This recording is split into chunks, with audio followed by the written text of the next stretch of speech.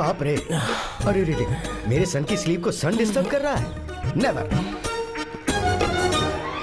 क्या हुआ जी? क्यों चुप चुप, छोटा बच्चा सो रहा है, तुम इस तरह से चिल्ला रही हो? छोटा बच्चा? तो और क्या? सुबह हो गई है, उठाइए उसे। जितना लेट उठेगा उतना ही स्वस्थ रहेगा ना वो। तुम्हारे बेटे ने कहा क्या? हाँ?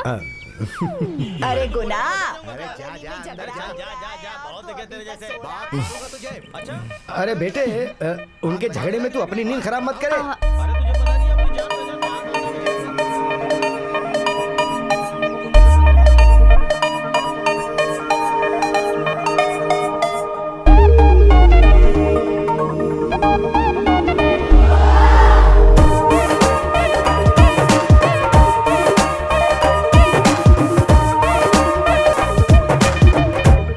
चल, बहुत हो गया, मुंह बंद कर और जा। तुझे देख लूंगा मैं। क्या देखेगा रे? मेरा सिर फोड़ेगा क्या? बहुत बड़ी बड़ी बातें कर रहा है। बताता हूँ मैं, दिखाऊं क्या? बताओ तुझे। भाई एक मिनट, आप पकड़ो, ये पकड़ो ना भाई। हाँ, अब परफेक्ट होगा। मारो एक दूसरे को। क्या यार गुना, हम दोनों यहाँ झगड़ा कर रहे हैं और तुझे मजाक लग रहा है? मेरे लिए ही नहीं, दो लोग झगड़ा करते हैं तो वो देखने वाले सबके लिए मनोरंजन ही होता है।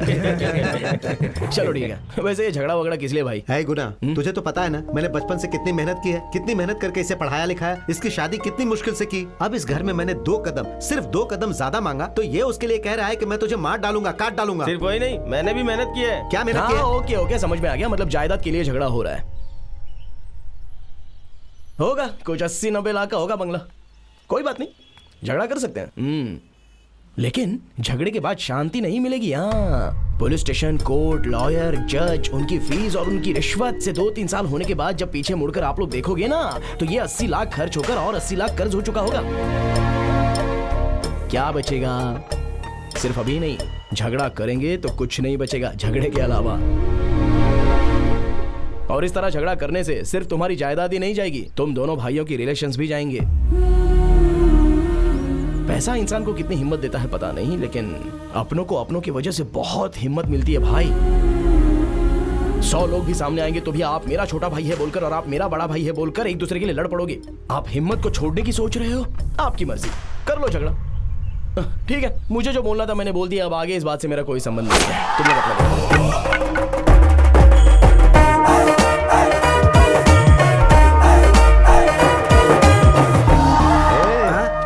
मेरा बेटा है वो। हाँ अंकल, गुना में बहुत गुण है। ये कॉलोनी के कंपाउंड जैसा, बाहर के झगड़े को अंदर नहीं आने देता और अंदर के झगड़ों को बाहर नहीं जाने देता। सही बोला ना अंकल? हाँ, तुम मुझे पसंद है। जाओ। अंकल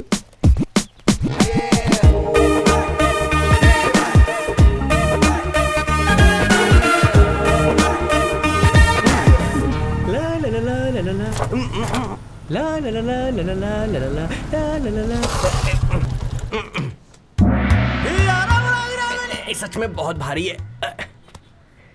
ए बुढ़िया, सुबह सुबह पानी क्यों खा रही हो? तेरी तो बुढ़िया मुझे बदुआ दे रही है। तेरी तो अरे छोड़ यार, अरे भाई क्या कर रहा है? अरे ये बुढ़िया मुझे बदुआ दे रही थी यार। तू इसको मारेगा तो तुझे बदुआ लगेगी। ये बीच में आ गया वरना तेरा आज खून हो जाता। बुढ़िया बदुआ देगी मुझे। अरे दादी, वैसे तुम भी पान खाना छोड़कर थोड़ा खाना तो खा सकती हो ना। वो तो सिर्फ पान खाती है, ये लोग तुझे खाने वाले हैं। कैसा कलयुग आ गया है यार। जिन्हें देखना चाहिए वो नहीं देखते, जिन्हें नहीं देखना चाहिए वो देखते हैं।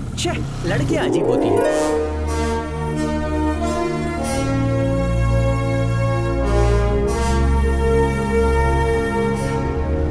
नमस्ते सर। नमस्ते नमस्ते। घर से मैं बन ठन के निकलता हूँ, लेकिन फैक्ट्री में आने के बाद सब गंदा हो जाता है। क्या मुसीबत है। काश अच्छी जगह काम करता मैं। वो पत्थर कटिंग के लिए भेजने को कहा था, क्यों नहीं भेजा? हा? जाके पहले वो काम कर। क्यों गुना, मार्किंग हो गई क्या? हाँ हो गई सर। कल वहाँ जाके पत्थर सेलेक्ट कर लेना, चाइना एक्सपोर्ट करना है। सर वो 2 दिन में नहीं आ पाऊंगा सर। काम के लिए बोले तो 2 दिन के लिए गायब हो जा रहे हो? जी वो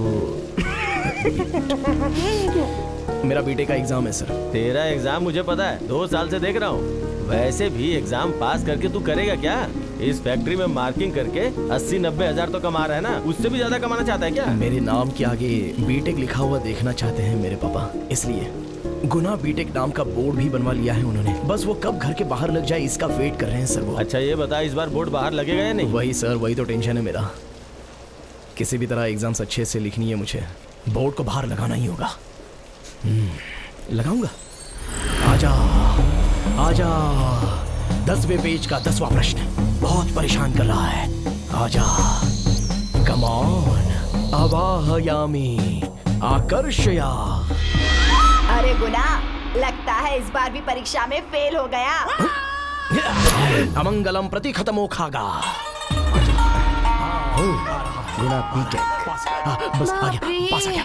आजा, आवाहयामी आकर्षया। क्या Come कर रहा है on. ये?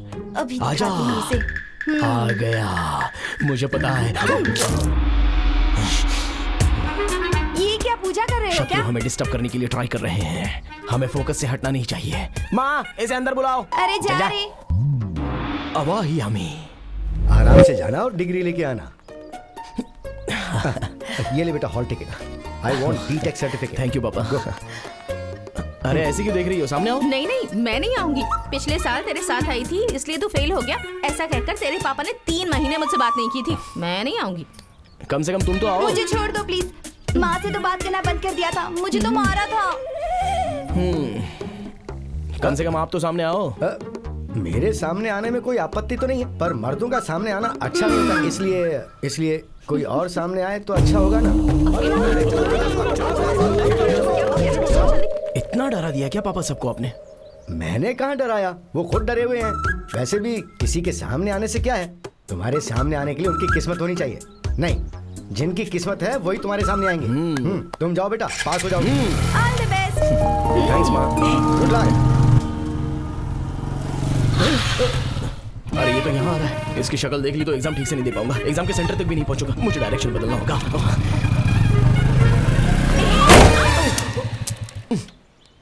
जो सोचा था वही हुआ।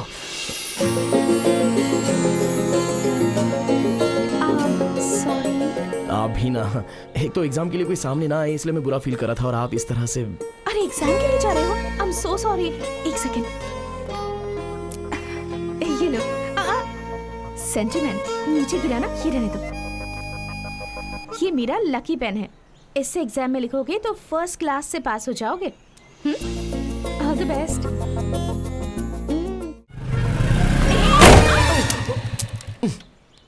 जो सोचा था वही हुआ।